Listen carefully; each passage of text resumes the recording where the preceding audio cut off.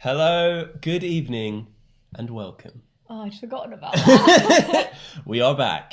This is Travelling Symphony Movie Club, and it is our 5th week of season 3.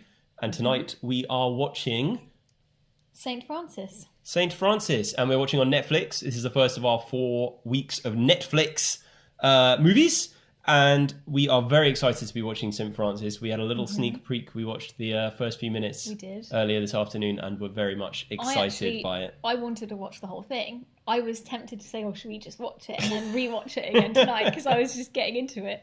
So, don't forget, get the movie queued up on Netflix. We'll be all pressing play at 7:30 p.m. If you'd like to join for a live text chat, you can join our Discord text server. You can find all the details for that on travellingsymphony.com. And we will be back on YouTube at about 9:20 for our post-film conversation, where we say what we thought about the film, you say what you thought about the film, and then we play shit gets Quizzy real. Rascal for everybody to lose their minds. So, quick announcement. It's not much in the way of announcements this week, but the reveal that we did at the end before the mid-season break of the next films that we have coming up, all of the information is now on our website. Yep. So if you want to know, if you missed last edition, it wasn't last week, you can go onto our website, find the next 3 movies, make sure you put them in your diary because they are all going to be excellent. They are. I'm excited. I'm very confident. But before we get to that, we need to talk a little bit about St. Francis and why it is that we are quite so excited about it. Yes. Is, I think, one of our first properly indie films that we've done. Yeah, one of. It was a very low budget, I think, very small production, written by its star, Kelly O'Sullivan, who really has just shot into the public eye with this film, which has captured everybody's hearts and imagination.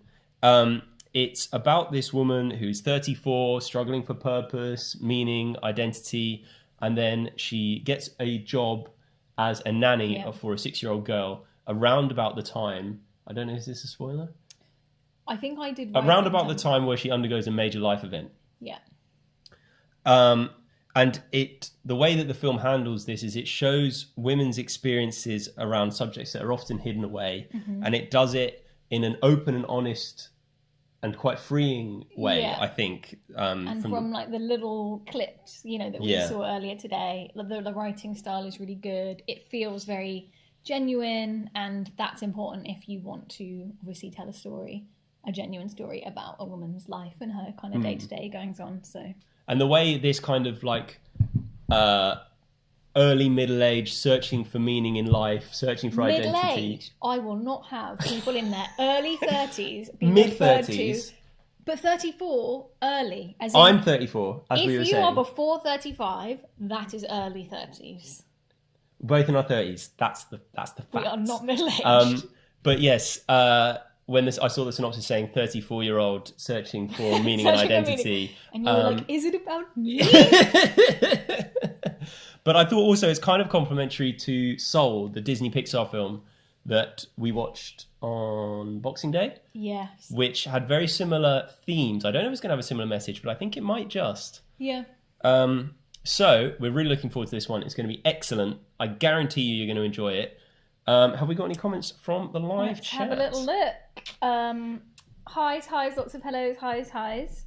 David A, excited to be back after the mini break. Yes. Lots of mini eggs have been eaten on the mini break. Too many, if anything. Too many, but they'll continue to be eaten. Also, a TS Movie Club attendee has sent us 50 cream eggs as well. I don't want to set the bar, but that has actually happened. Now, she poo-pooed the first film, because that was one of the nanas who said that 3 billboards, what was it? No, it wasn't. It was Drive. Oh, it was Drive. Oh, yeah, that's understandable. Yeah, Drive. Yeah, she hated Drive. But then she sent us the mini eggs because maybe she felt guilty. So, there we go. Oh, Litza. Hello. Oh, hello, Litza. Nice to see you. And hear you. I can't see you. Oh, and Laura Dilly finally got YouTube sorted so I can join the intros. Amazing. That's brilliant. Very glad to hear it. Welcome. Anything else before we move on? David A, a girl on my team at work called me middle-aged when I turned 28. It's just so offensive. Hope you live beyond 56 is all I'm saying. So, it's now just about time for some movie news. Movie news. And some movie news that I think will be very exciting to many people in our group. Hugh Grant has just been confirmed in a new role in the as yet untitled Dungeons and Dragons movie, which is being written and directed by John Francis Daley and Jonathan Goldstein, who did Spider-Man Homecoming, which was the first Tom Holland one, which I thought was really excellent. Second one, not so much. First one, really good. Yeah. And he will be appearing alongside Roger Jean Page, who you may know from Bridgerton. I know this person to my left. Well, there's an accent on the E, so I'm going with Roger. I thought it was like Reggie. Could be Reggie. He's like British, but yeah, I mean, he. It's actually pronounced Roger. Well, maybe he's watching, and then he can let us know because it's a pretty popular movie club. So yes, person to my left has some very fond memories of Bridgerton.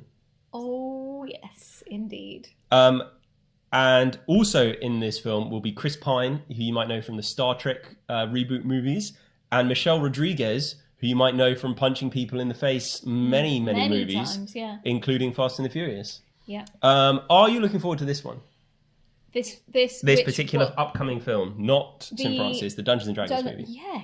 Yes. John and I play Dungeons and Dragons. Dungeon Master in Dungeons and Dragons currently, and it's fantastic.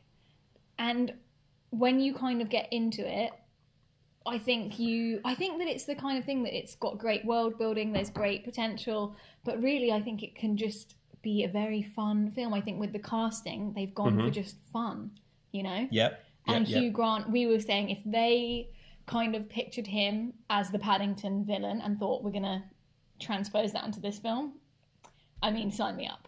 Yeah. Me too. Looking forward to it. Also, in more Roger Jean Page news, I really hope I did get his name right because we've said it about a million times. He is going to be in the new Russo brothers film produced by Netflix. Their highest budget film ever is called The Grey Man, based on a spy, action-y, thriller-y book. And listen to this cast, okay? Roger Jean Page. Better be that. He's there. Ryan Gosling. Yep. Chris Evans, a.k.a. Captain America. Correct. Ana de Armas from Knives Out and Blade Runner 2049. Yes. Billy Bob Thornton. So they were like, let's get the most attractive people we can find in a room and then invite Billy Bob Thornton to join along. I think this one should be really good fun as well. I'm looking forward to it.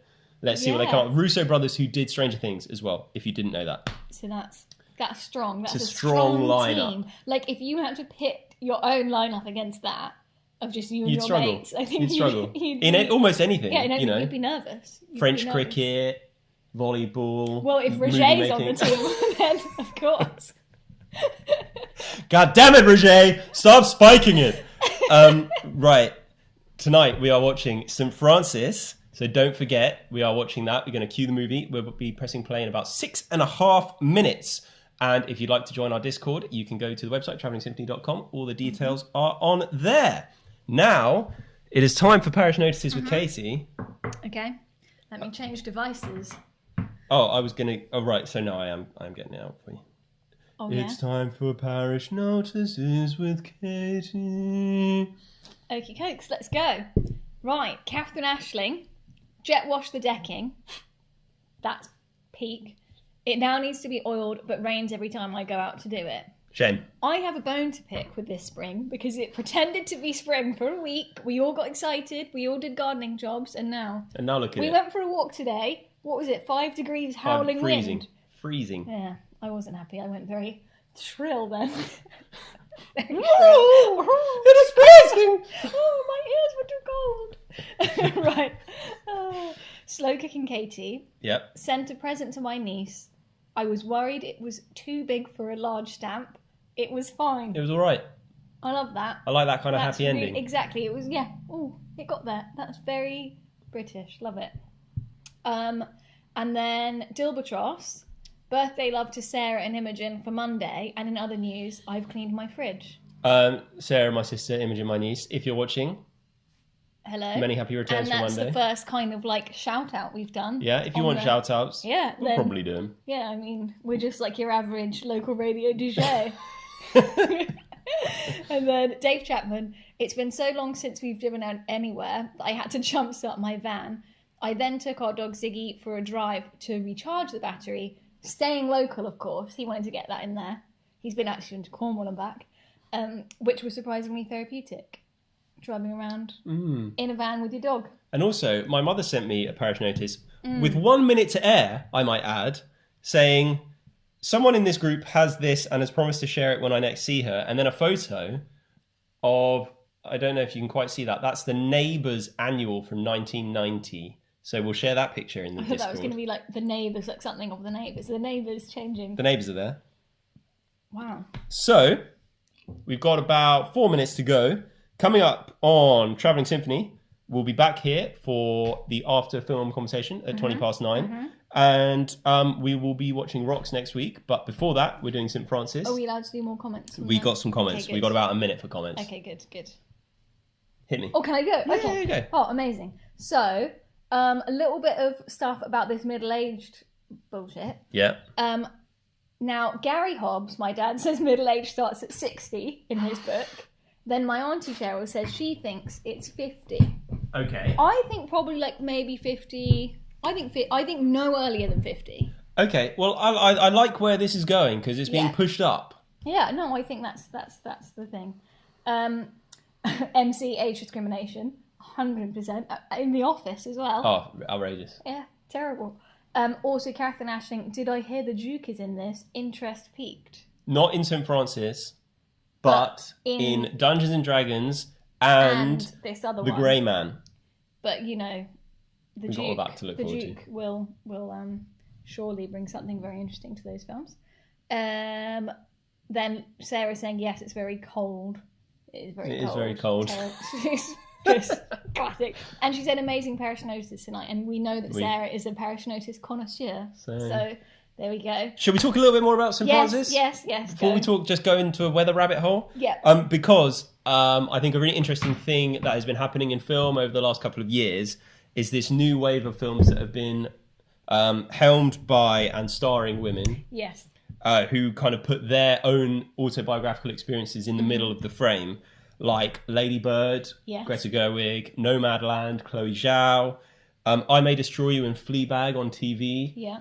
And then also Little Women and Emma, which is obviously their old stories, but they've been retold recently and put kind of a modern spin on it. Yeah. And it's this very quite honest, fresh storytelling. And I just wanted to find out what you thought about it, to be honest. Well, I think it's absolutely brilliant because, you know, it's a bit silly trying to tell women's stories without women being behind it. And that's not just in, you know, obviously not just the actors, but in the writing room, the director, you know.